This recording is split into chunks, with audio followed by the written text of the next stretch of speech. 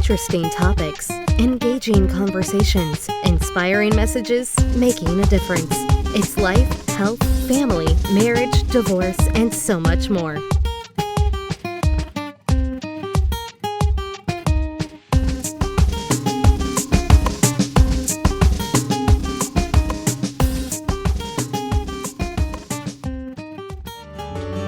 Heart of a Woman.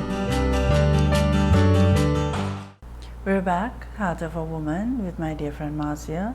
And Marcia, we're having such, I want to say it's warm and very informative conversation. And I know that there are women out there that really sitting and listening to what you're saying, because you're speaking from your heart.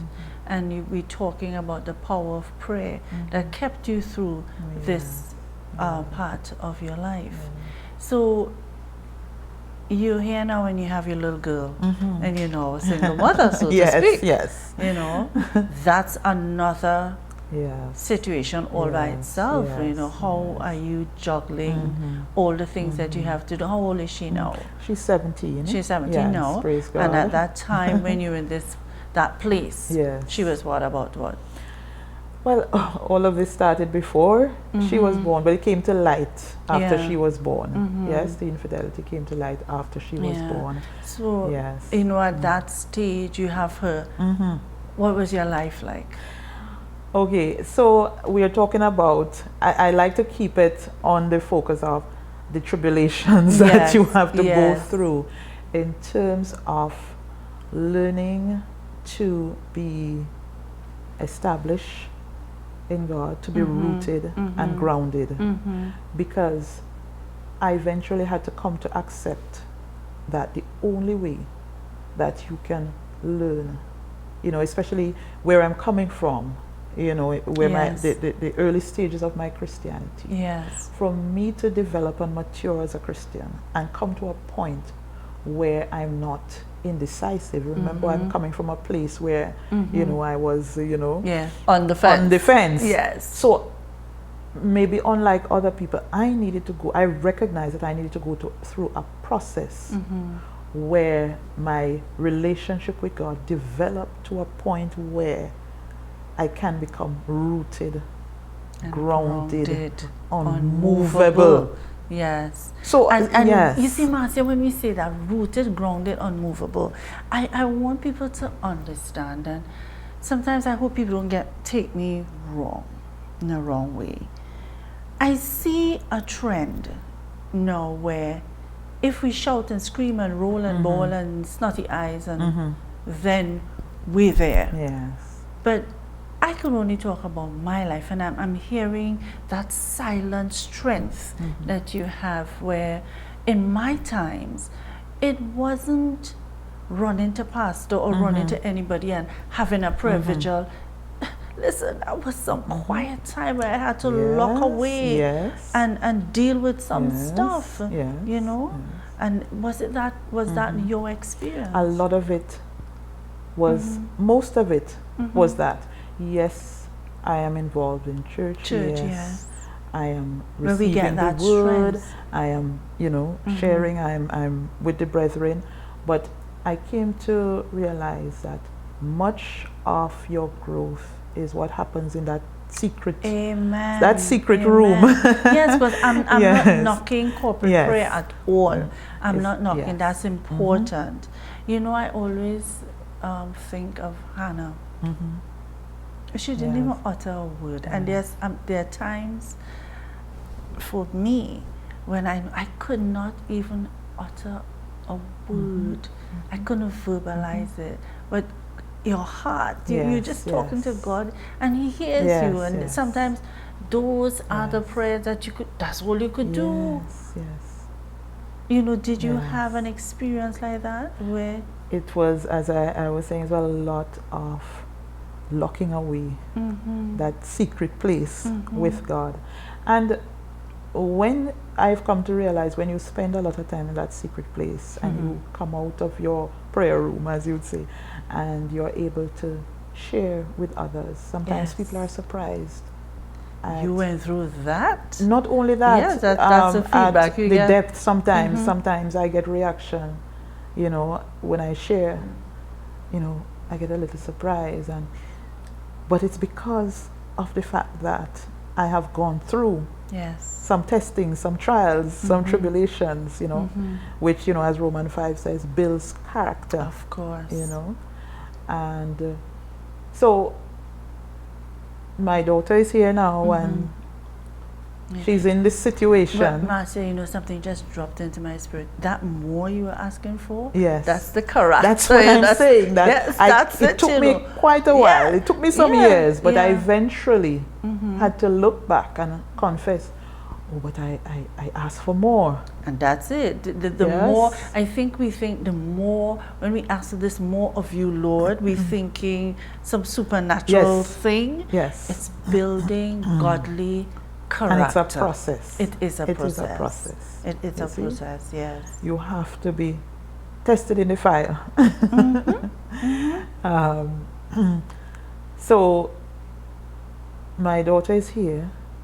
I am a professional working, and I spent a lot of years along with, again, full-time job. Right.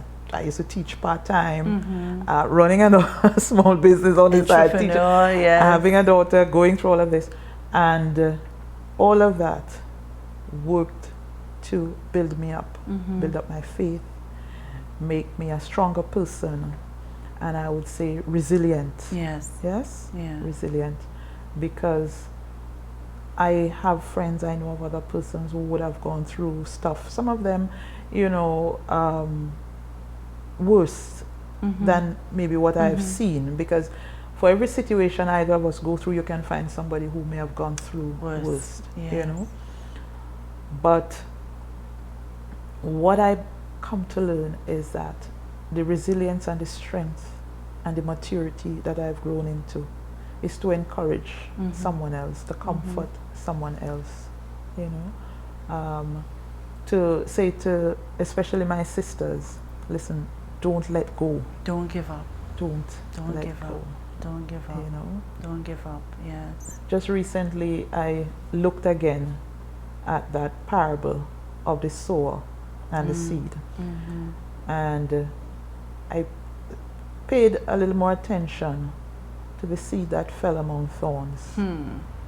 And the part where it said that the thorns came up, that is the worries of the world, yes, the deceit of riches, you know, and the desires, the cares of the world. Yes. And that part about the cares of the world, I got stuck there because it made me look at that and say, you know, a lot of what we go through, the devil's intention is to choke the word. Yes. You see? And so you have to make a decision. You have to make a decision that I want to serve God. Yes. You know, I am determined to serve God. I'm not going to let go. Do not allow the cares and the troubles of the world. When it comes at you, don't let it choke the word. Yes. You know, don't choke. That's the word I want to say to you know, my don't women choke. folk. Yeah. Regardless of what you go through or you're going through, don't choke. You know? Don't get so caught up in what you think. Sometimes we get so caught up in what we think we're seeing, because I know there are people are saying, yes, I'm praying the situation, I'm praying for this to get better, I'm praying for my son to behave, I'm praying for my daughter to get saved, I'm praying for my husband to get saved, I'm praying for this to stop, and all the praying I'm praying, nothing is happening. Don't give up. Don't give up. Look at where you were yesterday. Where are you today? And trust me, sometimes you feel you're not strong. Yeah. You're not strong, but as women, hello, we're strong. We're strong. And you know, my grandmother used to say, God won't give you more than you can bear. You know, which is really true. It's true. It's true. And what you go through, it's not just for you. Yeah. And I wish my sisters would understand that what you went through or what you're going through, don't just keep it and have it like a badge of honor. You know, oh, woe is me. No, there's somebody out there that needs to hear this. Somebody needs to be encouraged. They need to be Somebody encouraged, needs to be comforted. Exactly. That if Marcia could look like this, and she went through that, truly there must be a God, and truly God answers prayer. And truly, if Marcia went through all the things she went through, you know, and she's saying that I prayed myself through this. And we're thinking sometimes when we hear prayer, I remember when I just got saved, a lady told me, oh, you have to cover your head and all that. Stop boxing God in. We box him in. You know, we have all these different ideas. We get caught up. We get caught up in religion. These things. You know, become so religious, even over spiritual. I remember having my babies, Marcia, and going through stuff, because I shared some things with you yesterday.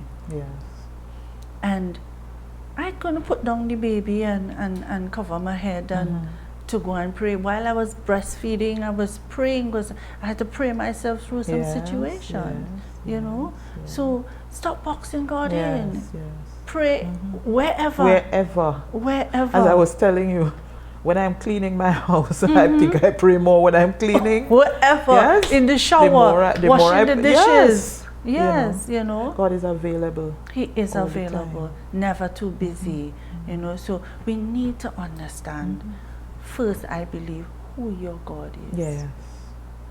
Develop your relationship. And all we're talking about prayer, Marcia, what is prayer to you really? It has reached a point where that it's like the air that I breathe, like my lifeblood, you know.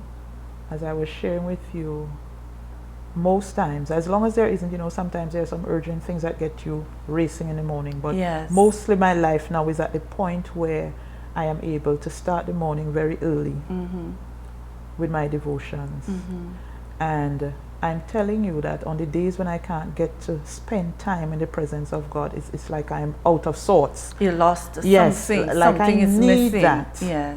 I need that. Years ago, when I first started in the bank, I remember that was one of the times when sometimes it was difficult. There was so much, you know, stress, because in HR, when you have to deal with people and you're dealing with all the different issues related to people, and sometimes you carry these issues home in your mind, and you know the issues that you left yesterday, you have to go back tomorrow to deal with them. So there were times when I would get up very early in the morning and it's a rush. And I'm telling you that if a day or two passes and I have not had a chance to spend that time with God in the early morning, it's almost as if something, you know, I'm getting lost. So I gradually try to build my life around, even if I have to get up earlier.